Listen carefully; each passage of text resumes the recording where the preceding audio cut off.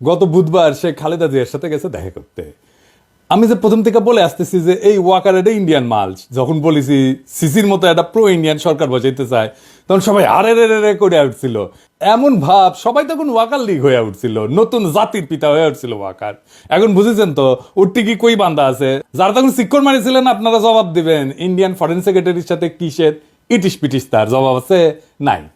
Indian foreign secretary যে পানি পড়া দিছে তার ভিত্তিতে এখন বাংলাদেশের রাজনীতির ইস্যুগুলো শেপ নিবে, আমি কয়ে রাখলাম, লিখে রাখেন। এরই একটা অ্যাসাইনমেন্ট হইতে পারে খালেদা জিয়ার সাথে দেখা করা, ওনারে কিছু বোঝানোর চেষ্টা করা। কি কি পানি পড়া দিছে ইন্ডিয়ান ফরেন সেক্রেটারি ওয়াকার রে, আসেন সেটা একটু বুঝে দেখি। কি দিছে এটা বলা মুশকিল, এটা ওয়াকার আর পররাষ্ট্র সচিব বিক্রম মিশ্র জানে, তবে আমরা অনুমান করতে পারি। এক নাম্বার, নতুন কোন রাজনৈতিক শক্তি যেন উত্থিত না হয়, কারণ সেই নতুন রাজনৈতিক শক্তি হবে ইন্ডিয়া বিরোধী। দুই নাম্বার, আওয়ামী লীগকে যেন রাজনীতি করতে দেওয়া হয়। তিন নাম্বার, জামাতকে যেন কোনো স্পেস না দেওয়া হয়। চার নাম্বার, এইসব কিছুর জন্য যেন ৭২-এর সংবিধান সমুন্নত থাকে। ৫ নাম্বার, নির্বাচন যেন দ্রুত হয়। নির্বাচন দ্রুত না হইলে বিএনপির খবর আছে ধানের শিশার কেউ চিনবে না, চিনবে নাকি টেম্পু স্ট্যান্ড। যাই হোক, এমনিতে বিএনপি আমার উপরে বিলা, আরো বিলা হোক সেটা চাই না। তাইলে যা যা ঘটতেছে রাজনৈতিক মহলে সেই সব এই লাইন বরাবর না। এবার বুঝেছেন তো কাটটিকি কই বান্দা, ইন্ডিয়া মারিচ্ছে ওইটি থেকে আর লাশ পড়িচ্ছে এইটি। ওয়াগার সাহেব ট্যাঙ্কা জাতির ত্রাণ করতে, এবার বুঝেছেন তো, বুঝছাও। এবার আসেন সংবিধান নিয়ে আলাপ করি। ৭২-এর সংবিধানের মধ্যে কি পাইছে বিএনপি, এটা রাখাই লাগবি। একটা রিল দেখেছিলাম ফেসবুকে, দেখে গুটাইতে গুটাইতে যে মায়ের কাছে এক পোলা এক মাইয়া নিয়ে আসছে, তো কইছে যে এটা আমার বউ। তো মা কইছে কি আছে এর মধ্যে, তো পোলা কয় ওর মধ্যে তো নাতি আছে। দেখেন। ওমা, মা, হ্যাঁ, বলছি আমি বিয়ে করেছি, এইটা তোমার বৌমা। এই মেয়ে হবে আমার বাড়ির বউ? কি আছে এই মেয়ের মধ্যে? ওর মধ্যে তোমার নাতি আছে। ইনকা ওই ৭২-এর সংবিধানের মধ্যে কি আছে দেখি, কোন ভালোবাসায় বিএনপি কি ঢুকাইছে এর মধ্যে, হাঙ্গারে দেখা দরকার, তাই না?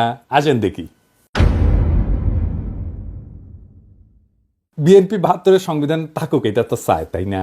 তো মির্জা আব্বাস কইছে যে ওনার নাকি কষ্ট লাগে এই সংবিধানকে যখন বাদ দেওয়া লাগে। শহীদের রক্তের দিয়ে লেখা যে সংবিধান, সেই সংবিধানকে যখন কবর দেওয়ার কথা বলা হয় তখন কিন্তু আমাদের কষ্ট লাগে। তো মানে দেখি আব্বাস ভাই, উনি আবার কইছে কি, আমি পড়ে দেখলাম অনেক মন দিয়া, ভুল কইছে নাকি? কইছে যে আমি ৭২ সালের সংবিধানের সমর্থক নই, আমি ৭১ সালের সংবিধানের মুক্তিযুদ্ধের রক্তের সমর্থক। মানে কি, বাংলাটাও তো ঠিক মতো কই ব্যাপারের নাই। মানে দেখি আব্বাস ভাই, ৭১ সালের সংবিধান কোনটা? আওলায় গেলে হবে, এখন ক্ষমতা নাই যেতে যেতে। আর কইছে যে মুক্তিযুদ্ধ হয়েছিল বলে এই সংবিধান, এই সংবিধানে যদি খারাপ কিছু থাকে নিশ্চয়ই সেটা বাতিলযোগ্য।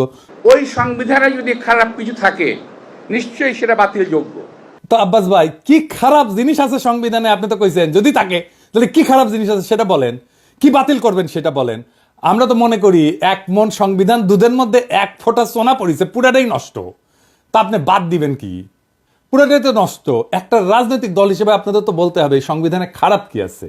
বলছেন কখনো? বলেন নাই। ওইটুকু কাজ তো করবেন না। ওই কাজ করার না আছে হ্যাডম, না আছে ইচ্ছা। সংবিধান সম্পর্কে আপনাদের ক্রিটিক্যাল পজিশন কি? নাই তো। তাই আপনারা এটা বদলাবেন না। অবশ্য ক্ষমতা গেলে বদলানোর মতো সংখ্যাগরিষ্ঠতা আপনাদের থাকবে না, লিখে রাখেন, কয়ে দিলাম আজকে। না না, আমাদের বদ্ধ আপনার কি, আপনারা প্রত্যেকদিন নিশ্চিত করিচ্ছেন যে আপনাদের ভোট কমে। আপনাদের ভোটের মুরগি আপনি লেজে কাটবেন না গলায় কাটবেন সেটা আপনাদের ব্যাপার, কিন্তু আপনাদের বলতে হবে আপনারা কি বদলাবেন সংবিধানের। না বললে নির্বাচনে যাইতে পারবেন না। নির্বাচনে যাইয়া দেখেন কোন কিসিমের সমালোচনা শুনেন আমাদের কাছ থেকে টের পাইবেন, তখন ভাইবেন না আপনাদের ভোট দেওয়ার জন্য বসে আছে সবাই। না, ওই দিন বাগে খাইছে। কেন আপনাদের ভোট ব্যাংক বাগে খাইতেছে সেটা আমি আলাপ করবনি, দেখাই দিমুনি কেন আপনার ভোট ব্যাংক বাগে খাইতেছে। খুব মনে করেন যে মার্কা দেখে চাপ্পা দিবে, ওই দিন গেছে। আজ আমার আলাপ শুধু সংবিধান নিয়ে। আবার রিজি ভাই কইছে যে সংবিধান বাতিল মানে নাকি মুক্তিযুদ্ধকে অস্বীকার করা। উনি কাইন্দে শেষ মুজিবের ছবি কেন নামানো হয়েছে দেখেন। শেখ মুজিবের ছবি নামানোটা উচিত হয়নি। খন্দকার মোস্তাক নামিয়েছিলেন, জিয়াউর রহমান তুলেছিলেন। ইতিহাস আপনার নির্ধারণ করবে, বিচার করবে। তো সেই বিচারের ভার থাকলো, জনগণ বিচার করবে।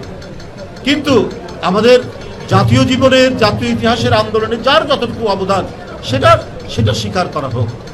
আমরা আওয়ামী লীগের মতো সংকীর্ণ নই, আমরা ছোট মনের প্রচার দেব না। এই জন্যই বলছি শেখ মুজিবের ছবি নামানোটা উচিত হয়নি। তো বাঘের পিছে যেমন ফেউ থাকে না, তেমনি বাংলাদেশের সরকারি দলের পিছে একটা গৃহপালিত বিরোধী দল থাকে। এটা এরশাদ শুরু করেছিল, এরশাদের ছিল আসামর রব, হাসিনার ছিল জাতীয় পার্টি, আর ক্ষমতায় যাইতে না যাইতে গৃহপালিত বিরোধী দল ইলেক্ট করে ফেলছে ওই বিএনপি, নূর সাকি এদেরকে দিয়া।